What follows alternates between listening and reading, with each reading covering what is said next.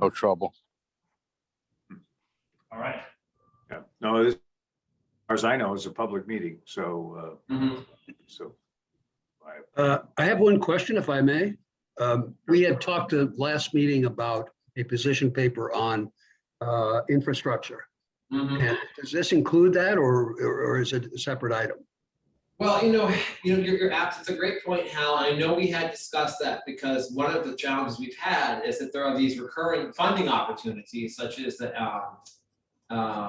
public works and economic adjustment funding from EDA that we frequently have not applied to. And a couple of years ago, we did commission some consultants to come up with a report for us about grant opportunities that the region and the state may underutilized, and that was one they actually identified. And so I believe the genesis of this idea was that trying to come up with a list of priorities that we could funnel into these programs, combined with a lot of the discussion about a large infrastructure package at the federal level. As you may have seen in the news, it looks like that package is coming together very rapidly. So, and I don't know how much influence we or anybody outside of Washington can have on that right now. So I don't know whether there is a value in us. I mean, maybe there is. It's in identifying infrastructure projects when so much is out of our control and it's being handled in DC. I was just a little bit concerned because of what had happened back in, what was it, 2008, 2009, Yeah. where there was a lot of money floating around, but a lot of stuff wasn't shovel ready. So it just went to areas that really were suspect. So that's the only reason I bring it up. Yeah, I mean, I haven't been working on that. I can put that in there. The challenge is, as we've seen with the American Rescue Plan Act funds, is that while you can fund certain public infrastructure, such as water and sewer and broadband, even there were a lot of strings attached. So with the broadband funding, if you meet the FCC standards for broadband, really a lot of your opportunities for funding better infrastructure are no longer on the table. And we don't have any influence over that. So I guess we can cover the priority list. I don't know if that list will actually mate with any federal infrastructure package. We may say we want, apples and oranges, and they say you can have rutabaga and carrots, and that could be the problem there. So, but it's still probably worth pulling together a list of infrastructure investments. So, and I think I understand how where you're coming from. For example, yesterday the Westport Board of Selectmen authorized hiring this LIT group that the COG heard about a few months ago to just assess the quality of broadband and wireless coverage from our standpoint, notwithstanding the Metro North train line is an important part of our infrastructure, but from a future view, the broadband and wireless connectivity, that's infrastructure that will be important to us, to our residents right now, but certainly in the future. So we may, who knows what, in words. It was interesting. We spent some time yesterday discussing what do we really mean by broadband or wireless in 10 years. Does that look like what we think of it? My grandfather's wireless towers or cell towers, but that's we would hope that that's an area that the federal government looks at. But again, often talking about places that are truly remote, not getting whatever the kind of service is, or underserved communities, all important. But I think the area that our COG covers is needs kind of that next step forward. It's not to say we have 100% excellent coverage of anything right now, but and not just broadband, but highways, rail transportation, what have you. But there are some areas I think we might be ahead of a lot of the country in just thinking about in terms of its impact on us. Hal, it just Yeah. occurred to me that perhaps the best way to handle this is that we actually put together a Google Doc that all of you can mark up, more of an interactive thing rather than just putting a frozen list out there. It'd be faster to turn around. So we could put a Google Doc online with a number of proposed investment priorities, and you all could edit it as you see fit. Yeah, I realize like that. I realize that, we don't know what the final bill is, but it seems to me that there are 4 main areas to concentrate on that are probably going to be in that bill. One is communication, as Jim said, with the broadband. The others are roads, bridges, and mass transit. So those are pretty definite, I would think, Of course, it might get into other areas as well, but if we can concentrate on those, I think that that would be a winner. The challenge with roads, bridges, and mass transit is we get back to where we were with R, 10 plus years ago, insofar as we don't actually have the planning work done for a lot of these. We may identify a priority, but it takes years of planning to get to something that's implementable. And depending on how fast they want to push this out, I think that a lot of lessons have been learned from R. You see that in ARPA, that you have until 2026 to implement. So we do have to be cautious of that, but this could be a really good exercise. As we do a regional long-range transportation plan, and our hands are a bit tied by federal law, which says our plan must be fiscally constrained. We can't put in there what we think actually is actually needed if we had more resources. So we can put a lot of stuff in there that we already have, we know about. I don't want to be a pest on this, Francis. I just think it's important. Yeah, absolutely. The other thing that may or may not surface is green infrastructure or projects for climate change mitigation and adaptation. Yeah. And some of that may be residential scale, and some may be commercial or community scale. France, that's the resiliency point, which is kind of what I lumped what you just said. About 3 weeks ago, Senator Murphy was here in Westport, and he and I were a panel of 2 discussing with a lot of people locally who are interested in the environment and resiliency on these very issues. And yes, particularly when you're down here by the shoreline, you begin to wonder when the water starts lapping up by your doorstep here. It's too late. It's too late. But interestingly enough, in the discussion, we identified some things that have to do as much with inland as it does with shores of Long Island Sound. So, and these are also big, massive, complex investments that, in some ways, I guess the only way we'll know we're successful is if our houses aren't washed away or something like that. Okay, so we will get a Google Doc up. We'll probably send it out by the end of this week with some just initial stab at it, and feel free to add to it. And we don't have to wait until our next meeting to populate that, but I think it'll be a good starting point. Yeah. And as for the white paper, I'll be putting something out probably in 2 weeks, is my guess. So that's where we stand on that. Excellent.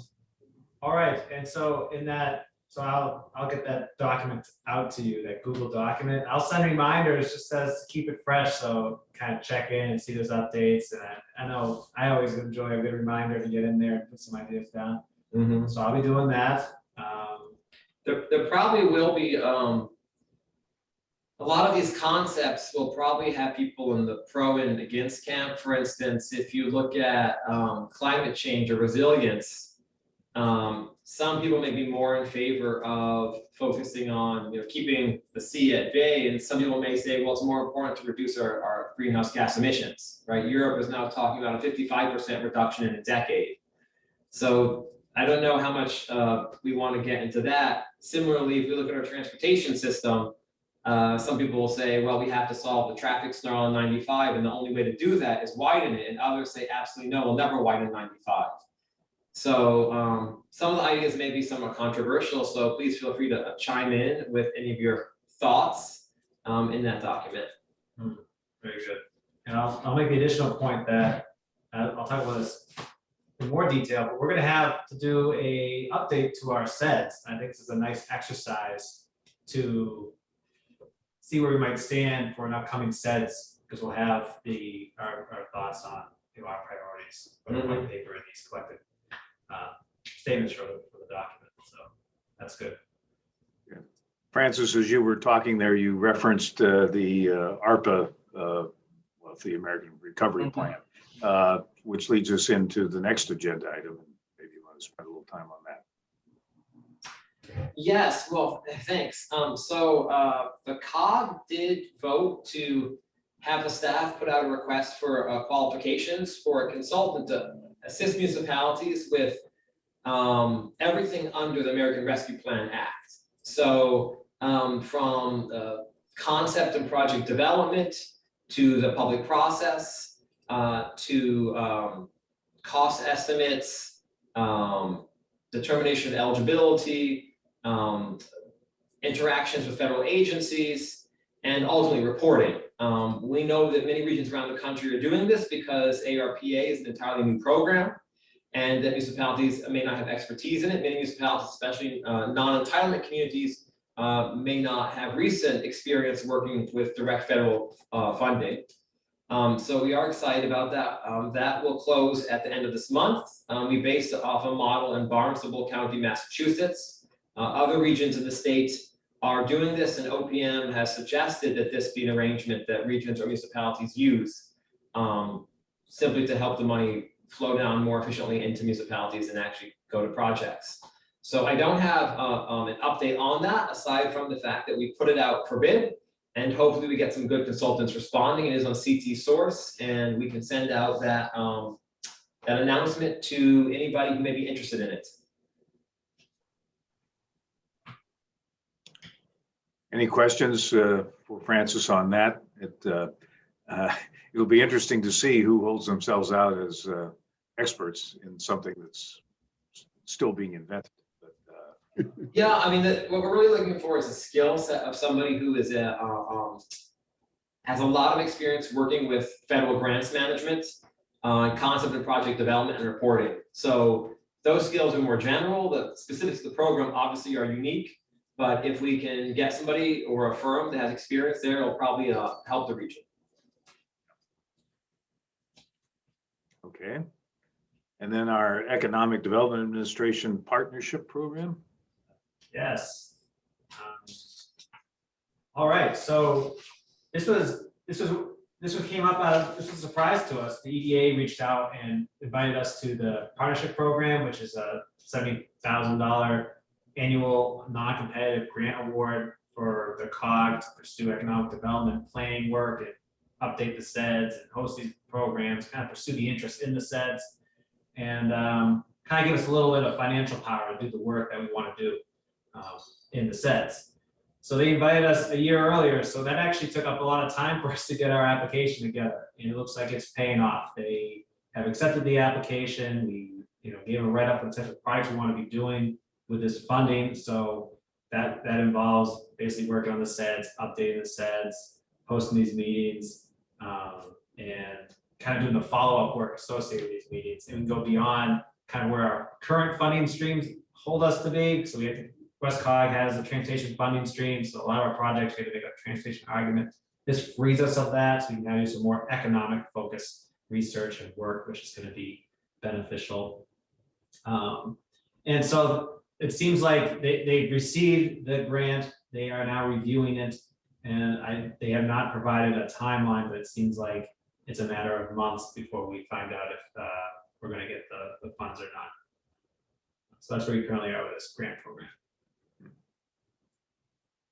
Yeah, the basic advantage of this is it will, allow us potentially to dedicate an entire person or almost an entire person to supporting WCEDD, which means we get a lot more done. So we're very happy about that. Right.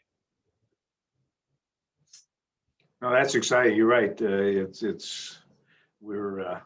We used a lot of Michael's time to support this and 10 other things that the COG is doing. So I don't know, it's 10 or 5 or 40, but in any case, that would be a great opportunity. Actually, as I was thinking about that a little bit, it looks to me like Stamford is having some success in attracting noticeable businesses. Tom, Mhm. I don't know if you have any observation on that. I don't want to embarrass you or put you in an awkward situation, but we celebrate your success and hope that some of those executives will want to live in Westport. Well, we are directing them up to Westport, up to town of Fairfield and around the areas. You're going to see another probably 2 to 3 more announcements come out over the next month as well, of some more companies that they're going to land here. So, but we're pretty happy with Tomo, ITT, Digital Currency Group. As part of some of the announcements that we've had come in, Beersdorf coming down from Wilton is kind of nice, and then Webster Bank now going to headquarter here, set up a big branch in Stamford, which is awesome. So Diageo just opened up a brand new consumer center here. I'm trying to organize a Fairfield 5 tour of that, just to bring in all the our elected officials. It's absolutely amazing when you walk in there. So and the samples are pretty good too. Yeah, we would welcome that opportunity. Could we get that Well done done. before Well done, Thomas. November 15, please? Yeah.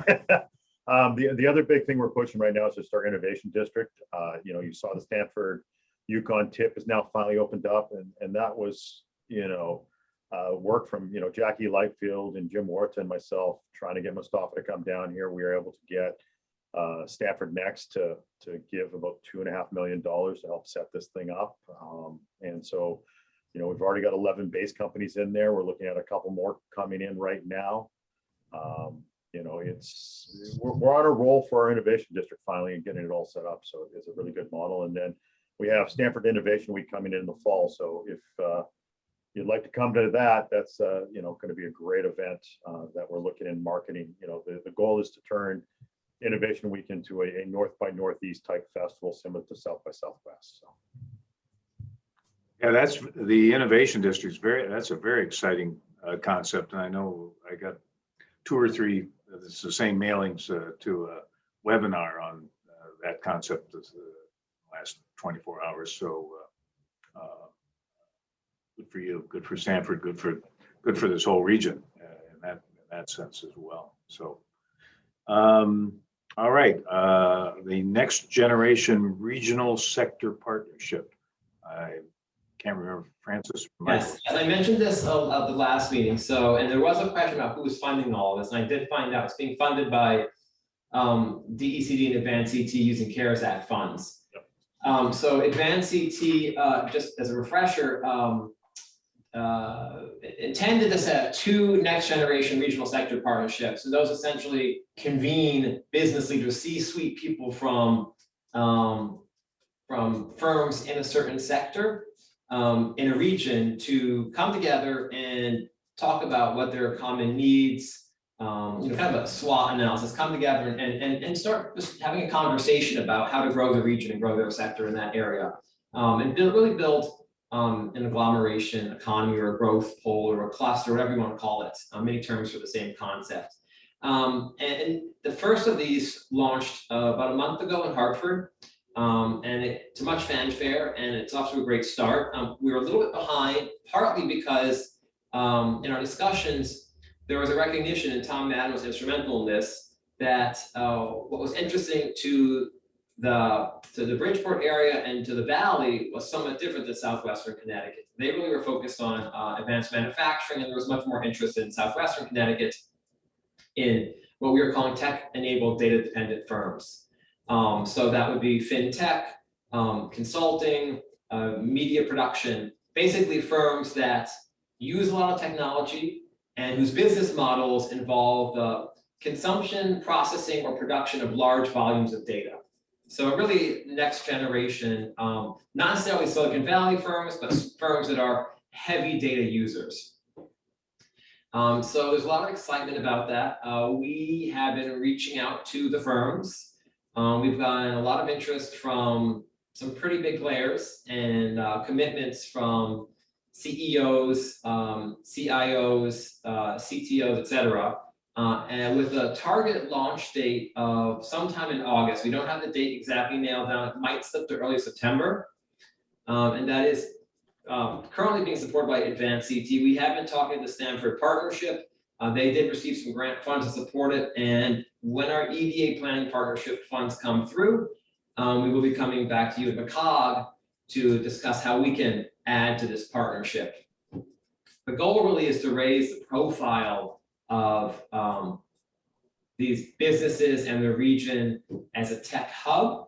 One of the challenges here is if you look at fintech consulting and media production, is that they don't fall under one NAICS code. They're actually considered sectorally different, but they have a lot in common because they all use a lot of technology and are big data consumers, processors, or producers. So the kind of the Dewey Decimal System of how we break out businesses doesn't really conform to what business interests might actually be and how businesses might find themselves in a network that helps advance their interests and their own the growth potential. So that's where we stand on that.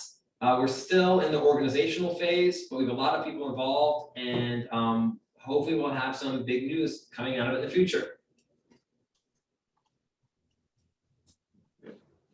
Very good. Any questions, Francis, on that particular topic?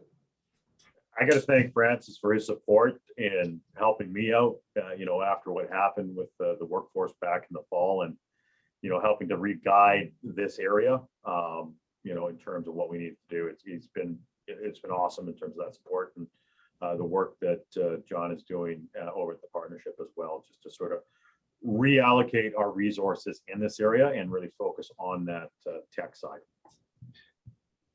Thanks, Thomas. And where this will go is essentially the regional sector partnerships. The consultant we're working with has a lot of experience nationwide doing this. They become self-directed once they get a little bit of momentum. They're really driven by the people at the head of it, but they do require some staff support. Somebody has to arrange the meetings, put together the minutes, the agendas, and so on and so forth, make phone calls, et cetera. Just pull together white papers, proofread, et cetera. So our thinking right now is to, in partnership with the Stanford partnership, or together with them, to provide that staff support once our EDA partnership planning funds come through. Good. Okay, the annual report for this group, is that you, Michael? That's right, yes. Every year we have to produce an annual report for the EDA to review, monitor our work and moving towards completing parts of the sets. So they kind of want to know what our activity is at WestCOG and within WCEDD that meets our goals or heads towards our goals. So we have some highlights from that. Here we go. I just wanted to share about what's going to be in that annual report. But we have like 6 goals that are listed in the sets. They cover transportation, improved business climate, regional planning, which is just us having these meetings. Those are the main goals there. Sustainability, resiliency, and a positive regional identity. So those are some of our goals for the sets. But what I realized is that at WestCOG, we do a lot of transportation planning. So for the goals that are covered on our transportation infrastructure, we're making some pretty good progress in that route. So we have been working on a number of bicycle and pedestrian plans. So there's a bike plan, there's been a study in Darien and New Canaan that has been wrapped up. And basically the idea is that these are allowing folks to have other options for travel and commuting, or for recreation, or for a tourist location, which can be active in downtown areas. So we're listing that. There's our lot set program, which is a transportation infrastructure funding program. So we're seeing in Brookfield, in Norwalk, we had some projects that are right in downtown, so we're supposed to support commercial districts, where in the case of Brookfield, they had this bypass, highway bypass, and after they built it,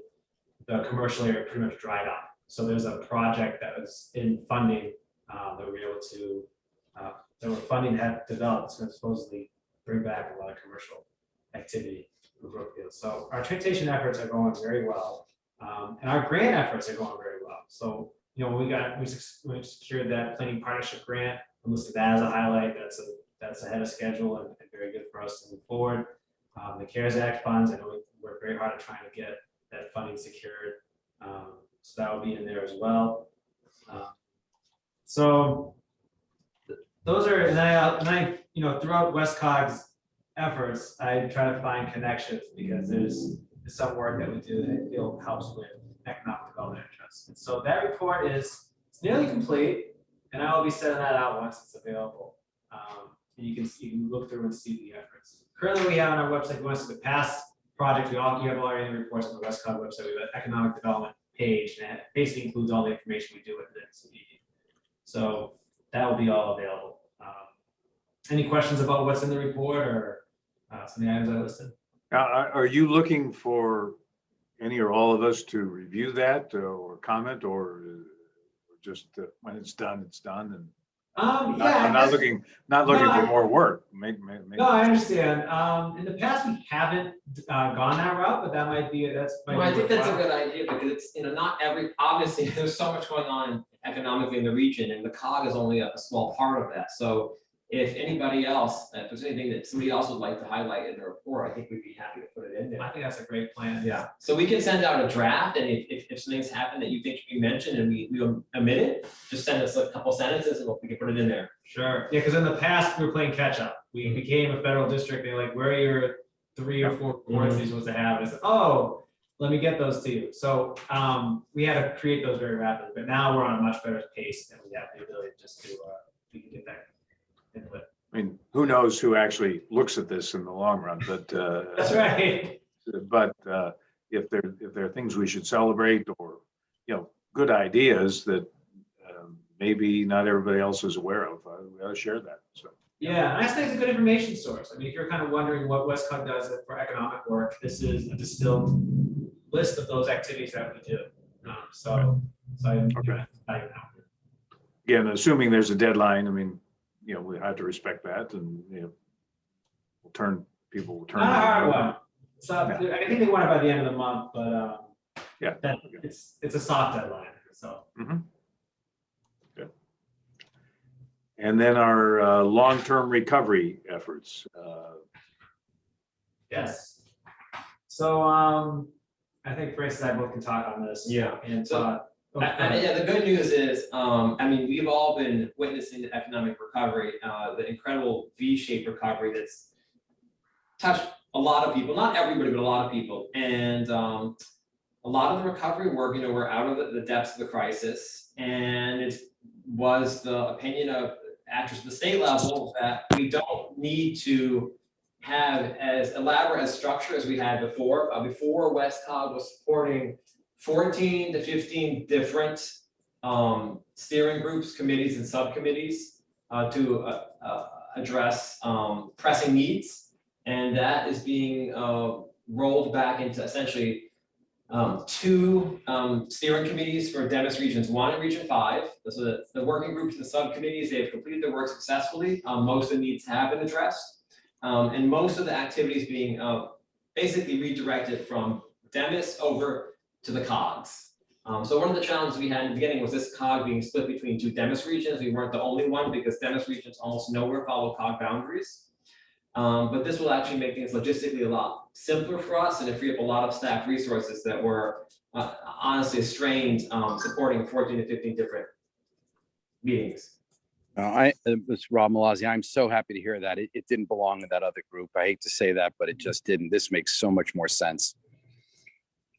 So the way it will work is essentially the COG will be doing a lot of the work, and we will be reporting to Demis Regions 1 and Region 5. So please send any concerns you may have our way. If any needs do arise that have not been met, we're happy to take note of them and relay them to the appropriate people. And I probably, by the end of this year, we won't even be using the term long-term recovery anymore. There's a general consensus that we're leaving the recovery stage, and moving into more or less, it's a new reality, but it's more or less conventional economic development. Mhm. And so WCED will really be front and center in all of that. Excellent. And that, Yeah. you cover all the points I would have said, so I have nothing to add. Thank you, Francis. Okay. Well, we've reached the end of our formal agenda. Is there any other business that anyone wants to discuss? I was going to take a moment and thank Tracy or on behalf of Eversource or whatever. The Storm Elsa was fundamentally a non-event for a lot of us. So I'm not sure that Eversource arranged that, but we appreciate that. We appreciate your crews were in place, and the one outage of significance we did have here in Westport was quickly repaired, certainly relative to last year. So Appreciate it. We've got a lot of new stuff in place. Unfortunately, flooding was more of an issue throughout a lot of the towns. So we just tried to partner with them with regards to, say, emergency disconnects and pulling meters for safety issues. So it was a good test to put some of the new processes in place. yeah, I agree, and one that as I said was from if we use ICAS as the standard, it was a much softer touch. Good to hear. Thank you. Yeah, you're right. There, as recently as today, I had a complaint about a flooded basement because a creek overflowed once in now 10 years, it looks like. So it's, I think what used to be the exceptions are starting to become the norms anymore with the weather changes. So yeah, it's going to be a challenge, I think, for everybody going forward on this one. So we just have to stay on our toes and try to get ahead of it. oh, I did get a I did get a complaint today asking where's my refund money for the asking me and Sarah to follow up with Eversource to find their refund money for the 5 days that were without power back in August. So we'll be in touch. Yay. So again, if anybody has anything else, our next meeting will be October 15 at 1 p.m. Guessing October 14 is a Thursday. So if there's no other business, happy to adjourn a little earlier than perhaps planned, but I'll just give It's a quick, summertime. I'll just give a quick announcement to, we have 2 Sustainable CT fellows. I don't know if members are aware of the program Sustainable CT. WestCOG, we host 2 fellows each year as a summer program to help towns get credit for the sustainable work they do in their communities. And the communities, as a credit system, they get to announce whether they are bronze or silver status in their sustainable activities.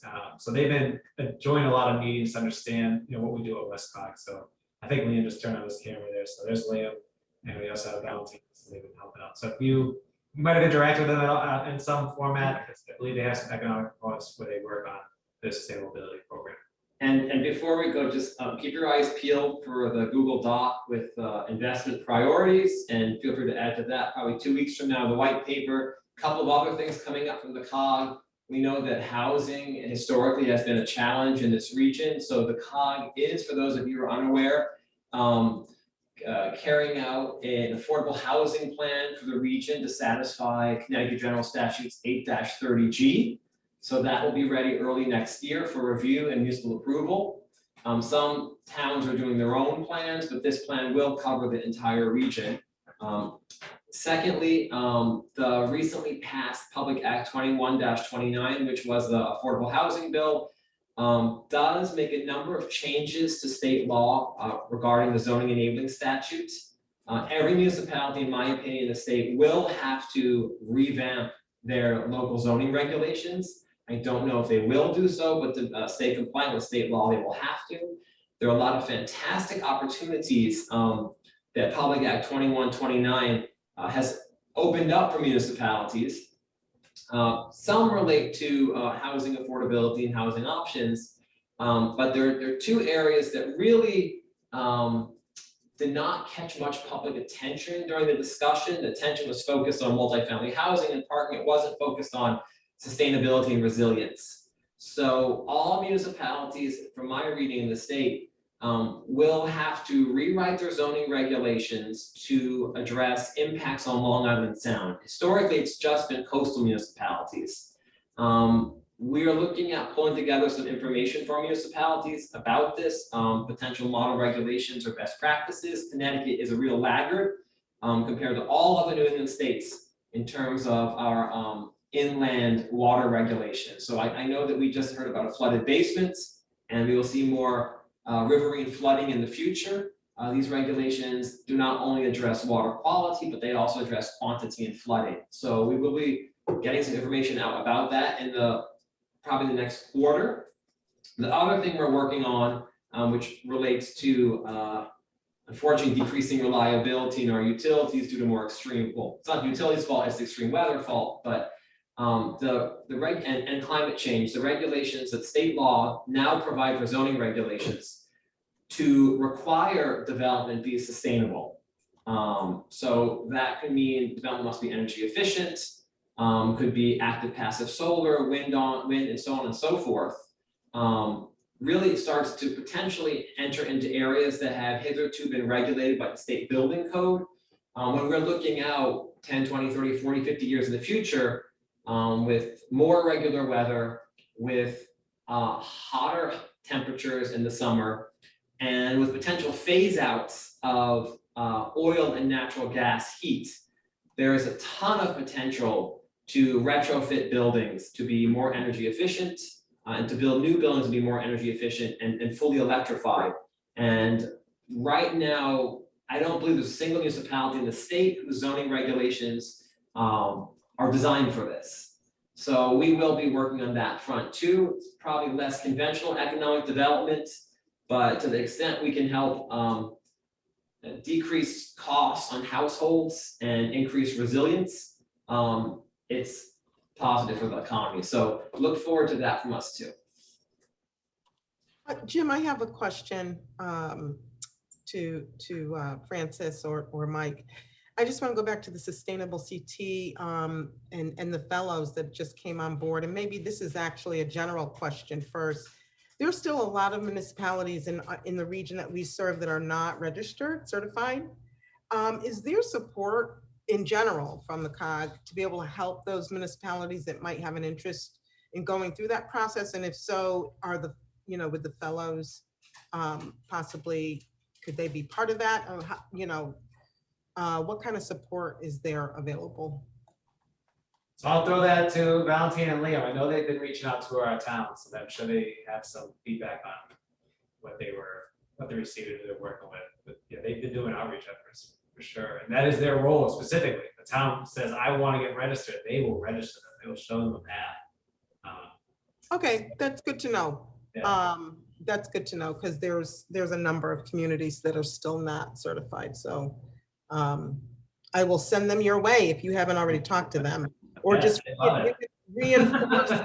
Yeah, I'll reinforce whatever it is conversation that you've had with them. Well, and Val and Liam should know that Sarah Harris from Westport, who's sitting here, is a past master at getting certified. We're trying to upgrade our certification this year, so feel free. Yeah. Meeting today at 2:30. Yeah, okay, there you go. What do you know? Nobody tells me anything. I put our emails in the chat if you wanted to reach out to us. Oh, perfect. Excellent. All right. Okay, all right. Well, some positive news to report. I think it's nice to be on a different side of the curve here after almost 18 months of maybe in the wrong place. So all good. And with that, I'll adjourn us and look forward to seeing us in mid-October, and enjoy the rest of your summer, and take the opportunity to review the material that Francis and or Michael will be sharing with you as well. So otherwise, have a great rest of the week and rest of the summer. You Thank too. you, Jim. Thank you. Thank you. Thanks, Jim. Jim and Sarah, congratulations on your new website. They're gone. They're like, we're good. We're finished. But Sarah, no, it looks awesome. thank Just you. so it looks, Thank it was you. great. You know, I pumped it out on my LinkedIn and everything else. So Oh, thank you. Thank you. Well, you guys are our inspiration. So you, thank you. sounds good. All right, everybody, have a great weekend. Bye. Thanks, you too. Bye now.